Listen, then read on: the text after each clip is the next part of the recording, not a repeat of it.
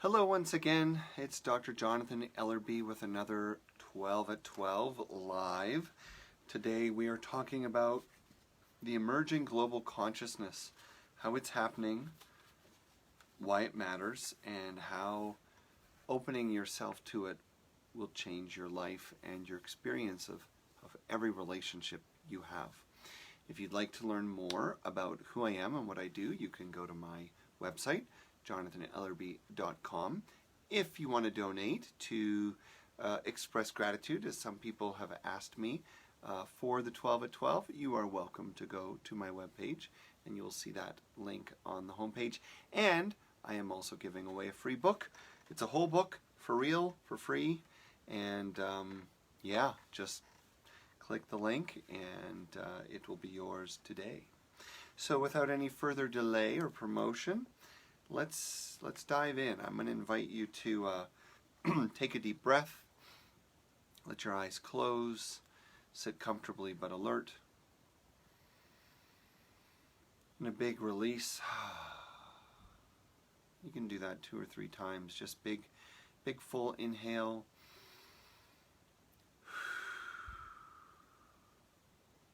And then feel your body settling and softening. Feel your awareness coming into the present moment.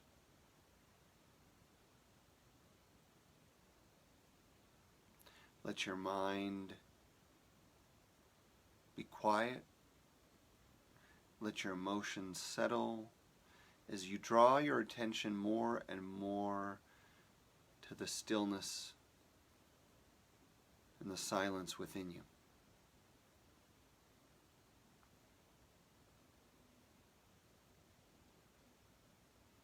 And whenever you glimpse this innermost place of stillness and peace, I invite you to hold it for a moment and then bring your awareness to the possibility that this stillness inside you is the same stillness that every human being on the planet carries and can experience.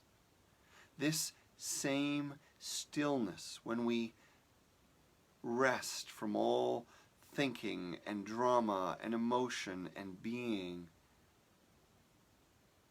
this silent center is the same at the heart of all things, all stones, all rivers, all buildings, all planets, all stars, and even the space between us.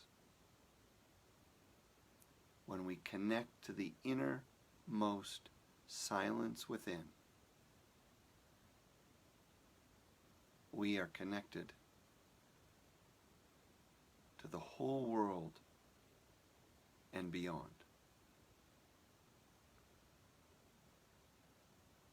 Now you can stay with your eyes closed if you like. And I'm going to share another reading by Rilke from the fantastic Book of Hours. I live my life in widening circles that reach out across the world. I may not complete this last one, but I give myself to it. I circle around God, around the primordial tower. I've been circling for thousands of years, and I still don't know. Am I a falcon, a storm, or a great song? I love the image of widening circles in this poem, and this idea that his life, his consciousness, has continued throughout ages, and that it exists in all elements of nature, all beings, and of course it's implied in all of humanity. And one of the things that I think many of us are overlooking, or maybe we glimpsed it but then we've let it go, is that in this time of pandemic, regardless of what happens, regardless of what is lost, destroyed, regardless of the countless massive traumas and the great pain that's been caused. There is something that I know will endure, because it's not contingent on people learning something. It's not contingent on people choosing something. It's something that has simply happened, which is that we have been forced, consciously or not, to experience ourselves within a global consciousness. Literally, for days, for weeks, we have been reminded again and again and again and again, morning, noon, and night, that no matter what befalls us, it also affects our neighbors, our city, our country, and other countries and other people around the world. Again and again and again, we have been reminded, no matter what the topic has been, success, failure, death, corruption, all these topics that we have been immersed in for over 40 days are topics embedded in the understanding that we are a part of a global community. You can't escape that fact. So whether it's been subliminal, subconscious, or very apparent to you, every single day, for days now, weeks now, and for many of us for more than a month now, we have been immersed in the simple idea that we are one world, one planet, one human community. And interestingly, when you study behavioral science, when you study the psychology of habits, it is extremely common and has been taught, frankly, around the world, that to really ingest, internalize a new idea, you must hold it, revisit it, and practice it again and again and again. And most systems of habit breaking will say that the ideal formula is to hold that idea, revisit that idea, practice that idea for 40 days. And isn't it remarkable that just as we are starting to consider what it will be like to go back to the old way, or a new version of the old way, we have crossed this time threshold together. For more than 40 days, we have been reminded that one country's health is another country's health, that the decisions in one state of a country are influencing the decisions of another state of a country, that our environmental world is inextricably connected to our human world, that our economic stratification doesn't just affect some, but all.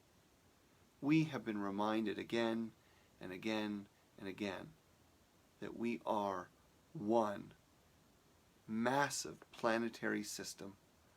What was once called Gaia, and people thought of as simply the biosphere, the living earth community of the natural world, but it is more than apparent to us all that the natural world includes us. There is no such thing as a non-human natural world, a natural world without humans, I should say.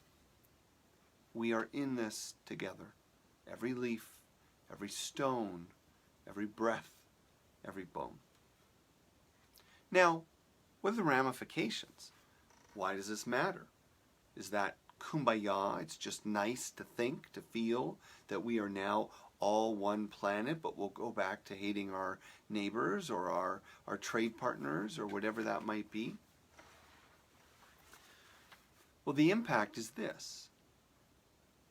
As you integrate literally a bigger picture of your world, you naturally move your identity from that which is more superficial to that which is interconnected, and ultimately to that which is the awareness, the consciousness of oneness. This is the heart of so many spiritual traditions, the heart of all mystical teachers and teachings, to awaken to the oneness of all life and to feel your life experience in that context, to make your decisions in that context. And so what happens then is that as we go forward and greed arises, fear of discomfort arises, behaviors that are maybe environmentally irresponsible, as all these things arise, they will now arise in a new context. A context that we might not have had before. A context in which the idea that we might pause and reconsider for the common good is now something that I do believe people will feel with greater frequency and around the world. And there can't be anything bad about that. We have immersed ourselves in a global consciousness, and what arises from that is a global identity. When we think about all the ways we get stuck in life, all the things we don't like in life, all the things we suffer from in life, we know that comes from contracted consciousness, narrow consciousness, me versus the world, me versus those I'm in relationship with. When we experience our consciousness expanding, the welfare of my family is my welfare. The welfare of my community is my welfare. The welfare of the forest, the river, the ocean is my welfare. Not only do we experience the impulse to serve, to be of help, but more significantly and more selfishly, we acquire a kind of perspective that allows us to relax into our own lives, to be mindful day to day, to enjoy simple things, to forgive our own mistakes and shortcomings, to love and accept all as it is. For as we embrace the global consciousness, we feel the paradoxical truth that absolutely everyone is different, that absolutely everywhere is different, that no one can truly say what another person's life should mean or be, and yet, at the heart of the awareness of this great diversity, we feel our connection, our shared vulnerability. We see the way we hurt the same, we cry the same, we long for the same things together.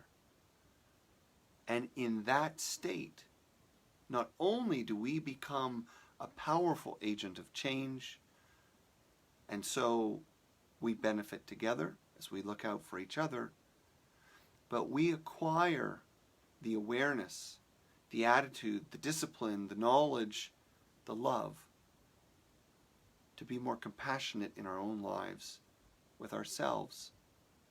And we find that a resilience emerges that we had never previously dreamed of. Something to think about. Our time's up. It's been 12 minutes, more or less. So I'd like to read you one more poem as we get ready to go. If you like, again, you can take a breath. Let all these feelings and ideas settle inside you as you resonate with the power of realizing your global identity. You are the future, the red sky before sunrise over the fields of time. You are the rooster's crow when night is done.